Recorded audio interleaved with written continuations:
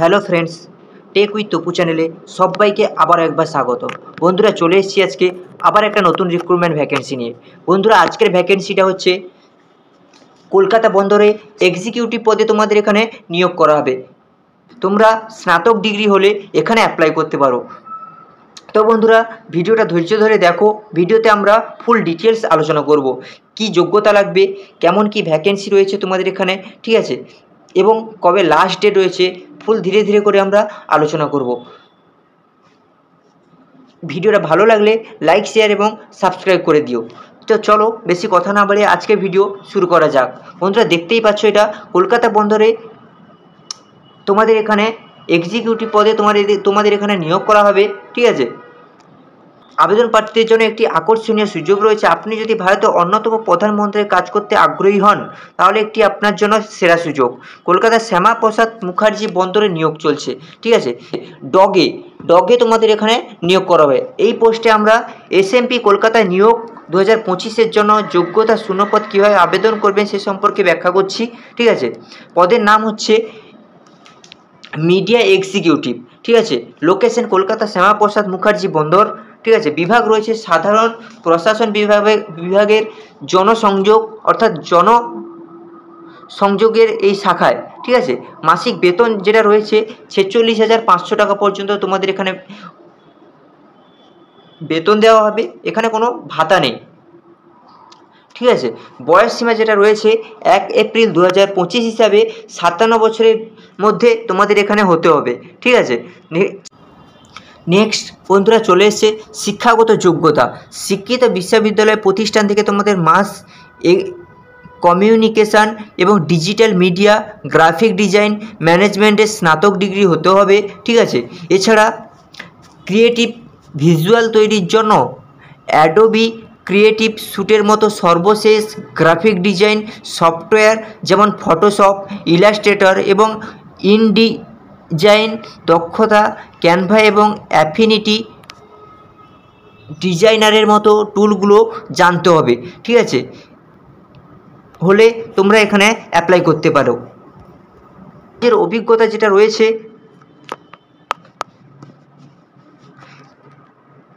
একটি স্বনামধন্য প্রতিষ্ঠান বিজ্ঞাপন এবং বিভিন্ন মিডিয়া প্ল্যানিং এবং বাস্তবায়ন সহ ডিজাইনিং ভিজুয়ালগুলিতে কমপক্ষে 2 বছরের অনুশীলনের অভিজ্ঞতা থাকতে হবে তোমাদের। সাংবাদিকতা এবং জনসংযোগ বা গ্রাফিক ডিজাইন ম্যানেজমেন্ট এবং এমএসসি হলে খুব ভালো, ঠিক আছে। প্রিন্ট এবং ডিজিটাল মিডিয়াতে কাজ করার অভিজ্ঞতা থাকতেও হবে, ঠিক আছে। আবেদন করার পদ্ধতি, তোমরা এখানে অফলাইনের মাধ্যমে আবেদন করতে হবে, ঠিক আছে। শুধুমাত্র হার্ড কপি লাগবে। এখানে আবেদন করার শেষ তারিখ হচ্ছে 16ই মে 2025। আবেদন কোথায় পাঠাবে তোমরা? সিনিয়র উপ পরিচালক সচিব 2, শ্যামাপ্রসাদ মুখার্জি বন্দর, কলকাতা, এইখানে তোমরা এখানে পাঠাতে পারো, ঠিক আছে।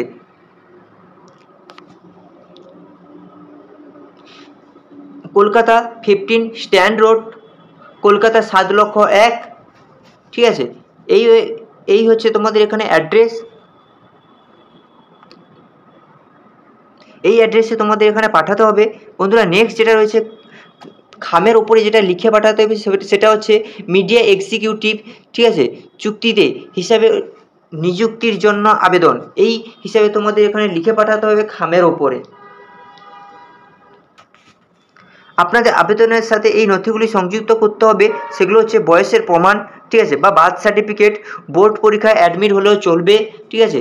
শিক্ষাগত এবং পেশাদার যোগ্যতার সার্টিফিকেট, কাজের অভিজ্ঞতার সার্টিফিকেট লাগবে, ঠিক আছে, এবং 2 কপি কালার সাইজ ফটোগ্রাফ, একটি বৈধ ছবিযুক্ত পরিচয়পত্র, আইডি, প্যান কার্ড, পাসপোর্ট অথবা ড্রাইভিং লাইসেন্স। নির্বাচন প্রক্রিয়া, এখানে আবেদনকারীদের মধ্যে যোগ্য প্রার্থীদের ডাকা হবে, একটি লিখিত পরীক্ষা এবং অথবা দক্ষতা পরীক্ষা নেওয়া হবে, ঠিক আছে। পরীক্ষা উত্তীর্ণ হওয়ার পরে একটি ব্যক্তিগত সাক্ষাৎকার নেওয়া হবে তোমাদের, ঠিক আছে। পরীক্ষা ও সাক্ষাৎকারে বিশদ বিবরণ সংক্ষিপ্ত তালিকাযুক্ত প্রার্থীদের পরে জানানো হবে। গুরুত্বপূর্ণ নোট যেটা হচ্ছে আবেদন জমা দিলেই নির্বাচনের নিশ্চয়তা থাকবে না। অসম্পূর্ণ বা বিলম্বিত আবেদন বাতিল করা হবে এবং সকল নথি স্বপ্রত্যায়িত এবং সেলফ অ্যাটেস্টেড হতে হবে এবং পোস্ট ট্র্যাক্ট যে কোনো পর্যায়ে প্রতিক্রিয়াটি বাতিল করার অধিকার রাখে।